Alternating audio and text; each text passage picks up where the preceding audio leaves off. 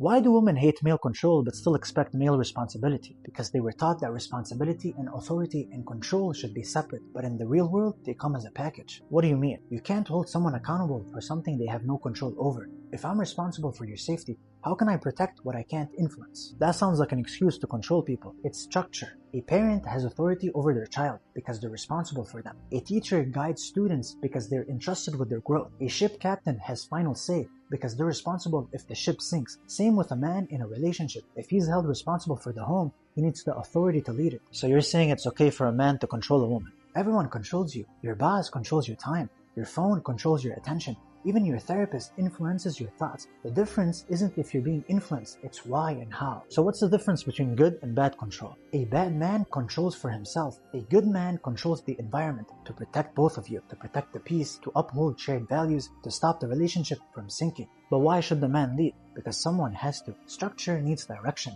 And nature designed man for external responsibility. So women are just supposed to submit? Submission isn't weakness, not when it's a choice. A woman submits to a good man because she trusts his logic, values his sacrifice, and believes in his steadiness. That's not oppression, that's wisdom. You can't have leadership without trust, and you can't have trust without character. Why do men even have more responsibility? Not because they're better, but because they're built for it. Higher testosterone means more strength, risk-taking, and system building. Higher oxytocin in women means deeper empathy, bonding, and emotional attunement. Men tend to solve structural problems. Women tend to solve emotional ones. It's not limitation, it's design. That's why when men lead and women trust, the system works. Why can't both people lead the relationship? Because two people rowing in opposite directions don't move forward. They spin in circles. So one needs to row with strength, consistency, and focus. But the direction, that can be decided together. Leadership is about movement. Someone has to steer so both can arrive. So what if the woman leads? Then she becomes responsible, and with that responsibility comes authority. But what about the women who were hurt by that structure? Then they weren't hurt by leadership.